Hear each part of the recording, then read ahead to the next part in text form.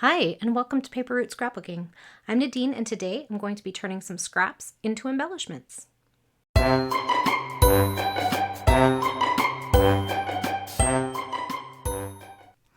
All right, welcome to the Scraps to Embellishment series, a year-long hop with Ginger from Ginger's Corner and some of her friends, where we take our scraps and create beautiful things with them. Some of the people who are participating in the hop are making embellishments for their own crafting purposes, and others are creating something to swap with their friends. So today I'm going to be creating something to swap with my friends. If you're interested in the hops, go over to Ginger's Corner over on Facebook and check out the swapping rules and how the game is played, kind of a thing. We have swaps in the US, Canada, parts of the UK, Australia, and New Zealand. So I hope that if you are interested, you'll be able to find your place there. And then if you're just interested in seeing how a bunch of different people take their scraps and make embellishments with them, then please check out the one-click playlist listed in the description box below, and you can click on that and see a whole bunch of different ideas of what people are doing with their scraps. So it's kind of fun to see everybody's different takes on how to do this. So I'm really loving these new swaps that we have this year. So our swaps have gone from weekly to bi-monthly. So we have 2 swaps per month, and then we have some other swaps thrown in there, but 2 consistent big swaps where you swap with, I think it's 8 other people, and so you make 8 of the same thing, then you send them out and swap with 8 other people, and then when you get your envelope back, you get 8 embellishments back, but they're all different.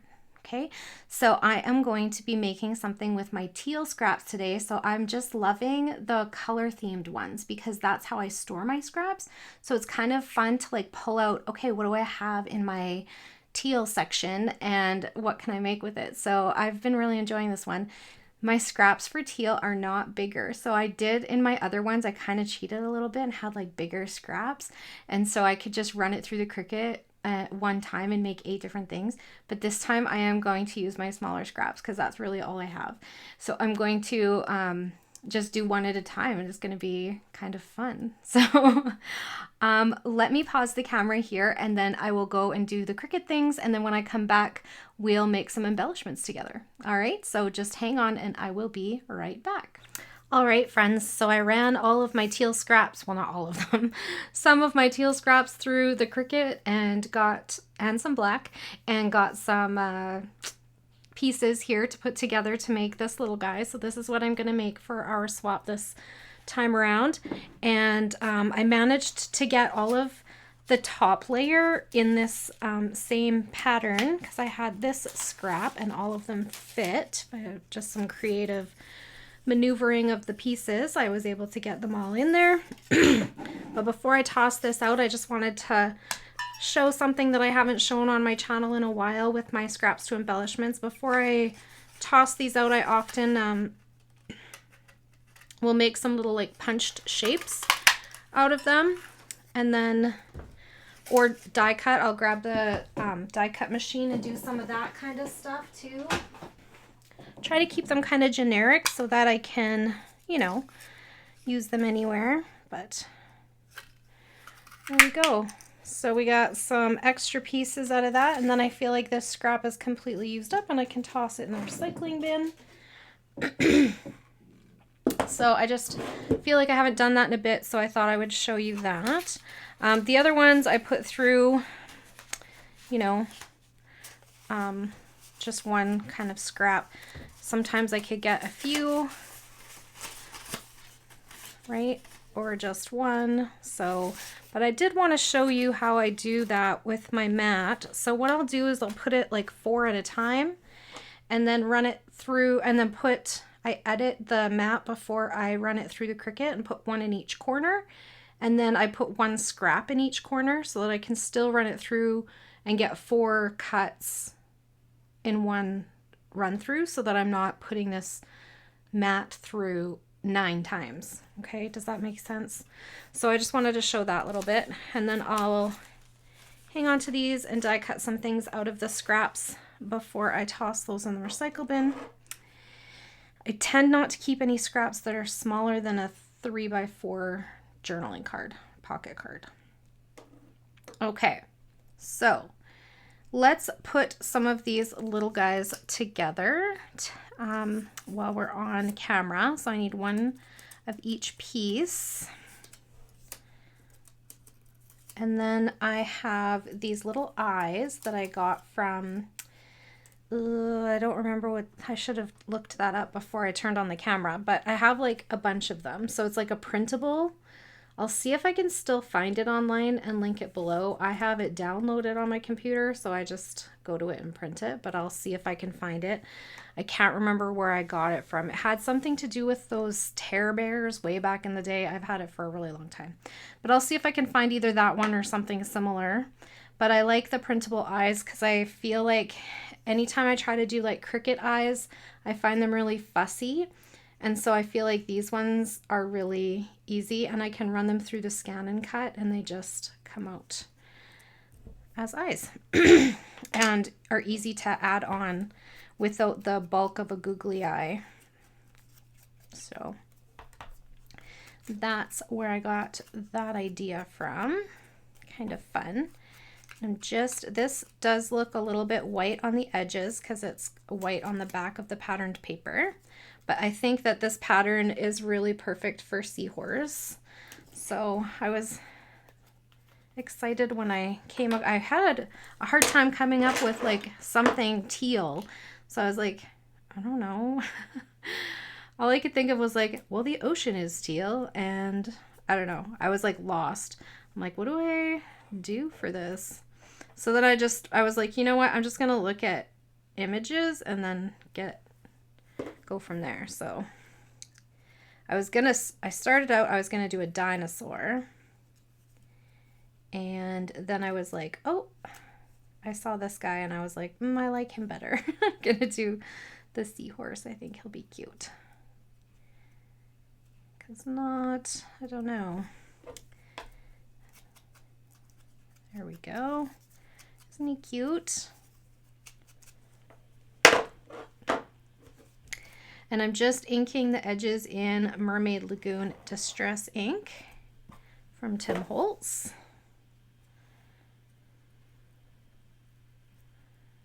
And it's 3 layers. So the cut file was only 2 layers, but I made an offset for the background because I just like the way that looks better for my own scrapbooking. So then that's what I want to make for my friends.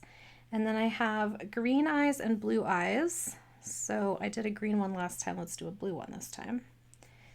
And then maybe we'll do one more with a lighter color in the background. Together on camera so we can see.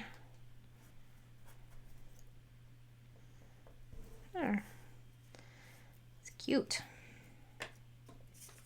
Okay, so it's 3 layers, 1, 2, 3, plus the eye makes 4. Some people count inking as a layer. That would make 5 layers. I don't know. I just count it as 3. I